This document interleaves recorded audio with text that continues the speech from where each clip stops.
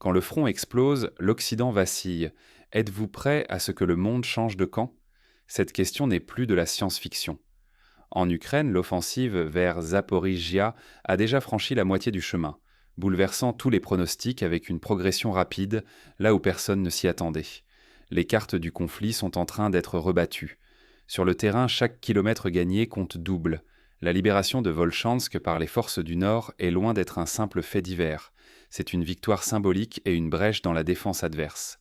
Au même moment, le drapeau russe est hissé à Krasnoarmeysk, affichant clairement la reprise de contrôle sur des points stratégiques.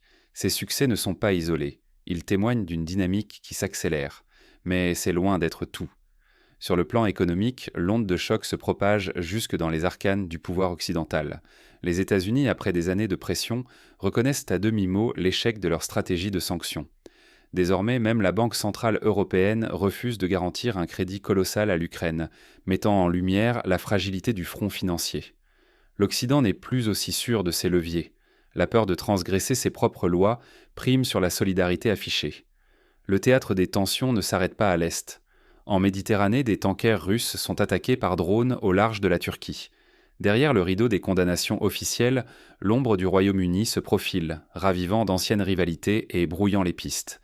Chacun avance ses pions, mais la partie devient illisible. Plus au sud, c'est l'Afrique qui s'invite dans la recomposition géopolitique. Dernier coup de théâtre, le Soudan propose à la Russie d'installer sa première base militaire sur le continent à 2 pas du canal de Suez. À Washington, c'est la panique. Une nouvelle ère d'influence s'ouvre, et les anciennes puissances sentent le sol se dérober sous leurs pieds. Ignorer ces dynamiques, c'est prendre le risque de rater le virage stratégique qui redessine déjà les règles du jeu mondial. L'économie européenne, la sécurité énergétique, la réputation des institutions et même nos repères géopolitiques sont désormais en jeu. Alors où en sommes-nous exactement sur le terrain? Plongeons ensemble dans la cartographie mouvante du conflit et des rapports de force. Analysons ensemble les avancées concrètes sur le terrain et ce qu'elles annoncent pour le futur de la région. Et si chaque ville reprise reconfigurait durablement la région? Aujourd'hui, c'est exactement ce qui se joue sur le front sud-est de l'Ukraine, où les lignes bougent à une vitesse inédite. À chaque avancée, la carte militaire se redessine, bouleversant l'équilibre régional et forçant chaque camp à réévaluer sa stratégie en urgence. Le fameux express de guerre accélère sur l'axe de Zaporizhia. La prise de Goulia-Épolé représente bien plus qu'un simple point sur la carte. C'est une étape charnière à mi-parcours du chemin entre Ougledar et la grande ville de Zaporizhia. Pour Kiev, chaque kilomètre perdu alourdit la menace, réduisant la profondeur stratégique et l'initiative. Mais ce n'est pas tout. Le flanc nord, marqué par la libération de Volchansk, vient renforcer la manœuvre. Ce succès s'additionne à celui du centre, où le drapeau russe flotte désormais sur la place principale de Krasnoarmeysk, ex-Pokrovsk. Ces victoires consolident et élargissent le contrôle russe, tout en donnant de l'ampleur à la poussée générale. L'offensive ne s'appuie pas uniquement sur la force brute. Le contournement des défenses ukrainiennes via la région du Dnipropetrovsk a surpris le commandement adverse.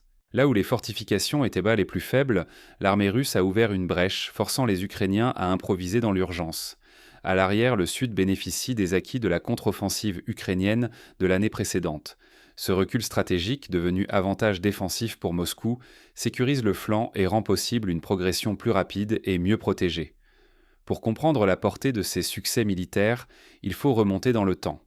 La comparaison avec la Seconde Guerre mondiale s'impose. Comme à l'époque, la prise de Zaporizhia et le contrôle du Dnipro sont en train de devenir des points de bascule historiques. À présent, le scénario d'un retour durable de la région dans l'orbite russe cesse d'être une hypothèse. Il s'annonce de plus en plus plausible. Derrière chaque avancée sur la carte militaire, c'est le rapport de force régionale qui s'inverse. Pour l'Ukraine et ses alliés, chaque dizaine de kilomètres concédés représente un risque stratégique immédiat, affaiblissant les lignes de défense et posant un défi croissant à la logistique. Mais pendant que la carte du front change à vue d'œil, l'Europe sent aussi le sol économique se dérober sous ses pieds. Car au-delà des gains territoriaux, c'est tout l'équilibre économique du continent qui vacille, mettant en lumière l'échec des sanctions et de nouvelles incertitudes énergétiques. Sanctions, l'arme fatale, devenue boomerang. La stratégie occidentale, censée étrangler l'économie russe, s'est peu à peu retournée contre ses propres initiateurs. À Washington, la vérité se murmure, la Russie a résisté, et pas qu'un peu. Après 19 paquets de sanctions depuis le début du conflit, c'est 19 échecs pour briser Moscou. L'économie russe se maintient, tandis que les fissures apparaissent de l'autre côté de l'Atlantique. L'Union européenne, elle, sombre dans le paradoxe. Officiellement, elle condamne Moscou et vote des sanctions. Officieusement, elle continue d'acheter gaz, pétrole et uranium à la Russie. Résultat, elle finance, à coups de milliards, les deux camps du conflit. L'Allemagne en paie le prix fort. Jadis locomotive industrielle de l'Europe, Berlin se retrouve asphyxié par la coupure du gaz russe. Les usines ferment, l'énergie hors de prix provoque une récession, alors que le pays subissait déjà les contre-coups des restrictions occidentales et de sa propre dépendance énergétique. À Bruxelles, la Banque centrale européenne se rebiffe. Elle refuse d'accorder un prêt de 140 milliards d'euros à l'Ukraine, garanti sur les avoirs russes gelés. Motif: respecter la loi et l'indépendance de l'institution, un camouflet pour ceux qui voulaient bon forcer la main du système financier européen.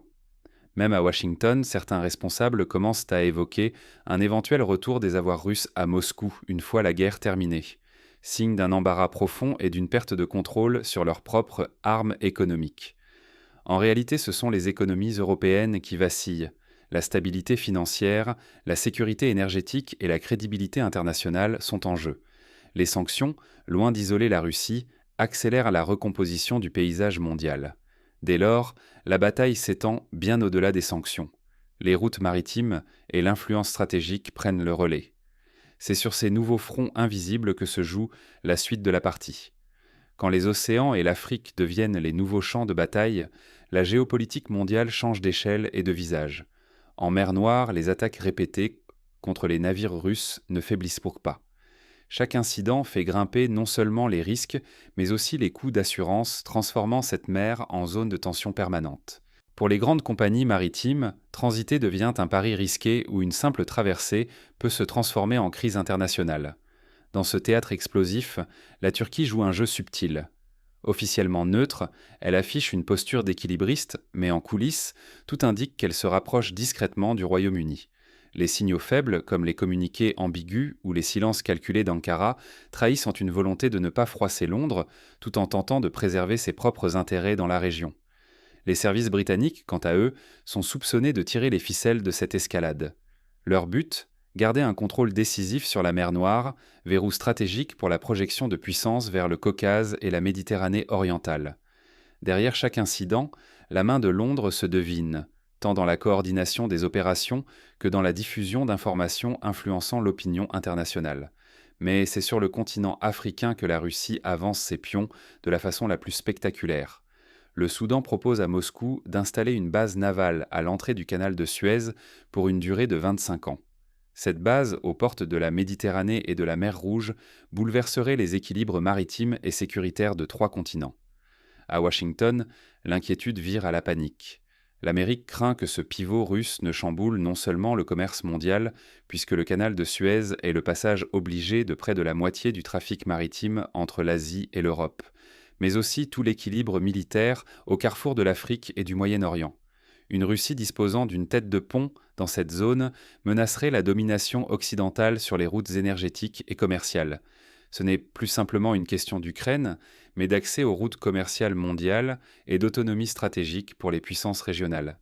Les vieilles certitudes s'effritent, tandis que de nouveaux centres de gravité apparaissent sur la carte du monde. Mais parfois c'est dans le miroir de la satire virale que se révèlent le mieux la lassitude et le désarroi de l'Occident. Derrière l'humour, les vérités que l'on tait, prenons un instant ce clip satirique devenu viral, où l'on voit un faux Donald Trump forcer Volodymyr Zelensky à capituler. Ce n'est pas simplement une farce, c'est le miroir d'un épuisement moral qui gagne l'Occident face à l'impasse ukrainienne. Plus qu'un gag, cette vidéo cristallise la lassitude et la perte de repères d'une opinion publique exposée à des années de récits héroïques devenus insoutenables. Ce succès de la satire révèle une exaspération croissante. Les scandales de corruption, l'absence de perspective de victoire et la sensation d'un jeu truqué alimentent le cynisme jusque dans les sphères officielles. Au lieu d'un soutien unanime, on assiste désormais à une guerre de petites phrases ironiques, de détournements et de dénonciations masquées par le rire. Les nouvelles technologies amplifient le phénomène. Désormais, une vidéo humoristique peut traverser le continent en quelques heures et faire basculer l'ambiance d'un débat bien plus vite qu'un éditorial traditionnel. La satire, tordue et partagée à grande vitesse, devient un véritable thermomètre de la société. Elle révèle ce que beaucoup pensent tout bas, mais n'osent de plus dire à voix haute. Savoir reconnaître ces signaux faibles, c'est apprendre à lire entre les lignes. Car ceux qui ne repèrent pas ce glissement du ton risquent de manquer les bascules profondes. L'ironie, loin d'être inoffensive, est devenue un outil d'analyse pour anticiper les vrais changements. Prendre au sérieux l'humour, c'est ne plus se laisser aveugler par les narrations officielles et mieux comprendre où va vraiment le vent de l'histoire. Ignorer cette recomposition des perceptions, c'est courir le risque de rester bloqué sur les anciennes grilles de lecture et de rater le tournant décisif dans la compréhension géopolitique. Décrypter l'ironie, c'est garder une longueur d'avance, repérer l'évolution des mentalités et ne pas se laisser distancer par le récit dominant. Mais alors, face à cette recomposition du discours et des perceptions, quelle attitude adopter pour ne pas devenir spectateur passif de ces bouleversements? Voyons maintenant comment ajuster son regard et agir concrètement. Le monde bascule sous nos yeux. Que choisirez-vous d'en faire? Nous venons d'assister à un tournant historique où les anciennes certitudes sont ébranlées et où les rapports de force se redessinent.